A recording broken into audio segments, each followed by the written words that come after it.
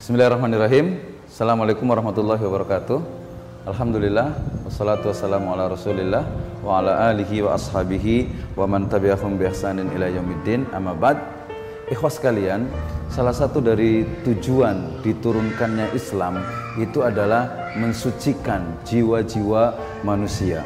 Allah Subhanahu wa taala berfirman dalam surah Al-Jumu'ah, A'udzubillahi minasyaitonirrajim. Bismillahirrahmanirrahim. Huwallazi ba'atsa fil ummiyina rasulan minhum yatlu 'alaihim ayatihi wa yuzakkihim wa yu'allimuhumul kitaba wal hikmah. Allah Subhanahu wa taala telah huwallazi ba'atsa fil ummiyin. Dia Allah Subhanahu wa taala yang telah mengutus seorang rasul ya dari kalangan kalian apa? Yatlu 'alaihim ayatihi, membacakan ayat-ayatnya, ayat-ayat qauliyah, ayat-ayat kauniyah minal Qur'an wa sunnah. Kemudian ada kata-kata wa yuzakkihim, dan mensucikan mereka. Nah, ini menarik. Kenapa? Karena kita bicara tentang mensucikan, maka yang muncul dalam pikiran kita adalah zikir-zikir, kemudian juga tata cara bagaimana agar seseorang itu mungkin terbebas dari dosa, agar seseorang itu mungkin melakukan ritual-ritual yang dia akan mengakibatkan bahwa dia itu akan suci. Bahkan nanti dalam konsep agama itu ada yang disebut dengan istilah moksa, melayang. Dan ternyata konsep Islam tidaklah demikian. Kenapa? Karena cara mensucikan jiwa sebagaimana dianjurkan dan juga dicontohkan oleh Nabi SAW itu adalah sangat mudah.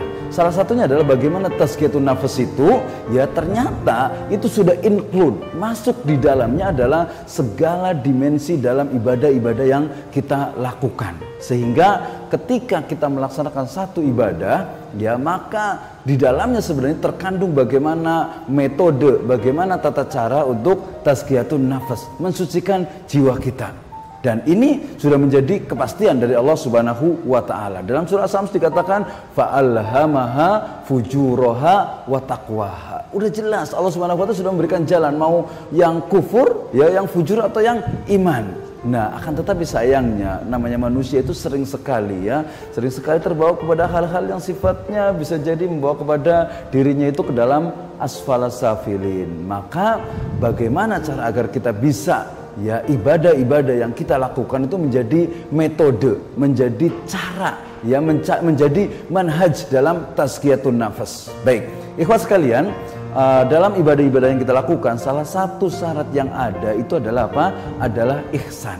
Apa itu ihsan? Ihsan itu dikatakan anta budallaha ka'annaka tarahu fa illam takun tarahu fa innahu yaraka. Ihsan itu adalah apa? Engkau menyembah Allah Subhanahu wa taala seolah-olah itu engkau melihatnya. Tetapi kalau engkau tidak melihat juga, maka sungguhnya fa innahu yaraka, sungguhnya Allah Subhanahu wa taala itu melihat kamu. Nah, konteks tazkiyatun nafas korelasinya dengan ihsan ini adalah bahwa sejatinya setiap ibadah yang kita lakukan di dalamnya itu adalah metode, di dalamnya adalah sarana, wasilah untuk kita mensucikan jiwa kita. Dari sesuatu yang mudah, kita dalam beristinja, kita dalam beristijmar, kita dalam toharo, dalam berwudu, itu syarat sekali dengan nilai-nilai pensucian jiwa. Ya, kemudian juga dalam sholat kita. Ya, bagaimana ternyata sholat kita ketika kita sujud, ketika kita ruku, mengikuti rukun dan syaratnya, ketika kita itu bisa nikmati, ketika kita itu bisa rasakan kelezatannya itu, itulah sebenarnya atau itulah sejatinya proses dari tazkiyatun nafas. Apalagi kalau kita bicara tentang saum, ketika kita bicara tentang zakat, jelas sekali, banyak sekali korelasinya. Demikian juga kita bicara tentang haji. Maka ketika bicara tentang tazkiyatun nafas, ketika bicara tentang metode tata cara mensucikan jiwa, maka sejatinya Islam yang kamil, yang syamil, yang ya'lu wa la yu'la alaihi sudah memberikan pedoman, sudah memberikan tata caranya yang sudah jelas. Sayangnya memang sebagian menganggap bahwasanya itu hanya masalah syariat, artinya itu hanya seolah-olah hanya gerakan-gerakan badan, tubuh, jasad dan lain sebagainya. Padahal tidak itu. Ya, kenapa? Karena ketika kita berwudu, harusnya kita bisa menikmati, harusnya kita bisa betul-betul menghayati gerakan-gerakan wudu, gerakan-gerakan sholat. Kemudian ketika kita saum, ketika kita zakat, dan ketika kita haji, maka itu semua adalah metode, itu semua adalah tata cara dalam kita mensucikan jiwa kita. Dan ketika kita mampu untuk mensucikan jiwa kita, maka qad aflaha man tazakka. maka sukses, beruntung, bahagia orang yang apa? Dia itu mensucikan jiwanya.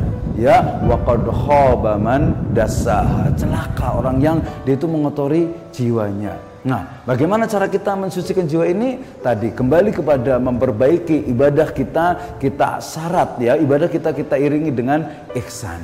Kalau kita ternyata mungkin belum sampai ke arah sana, maka ada satu hal yang harus kita perhatikan.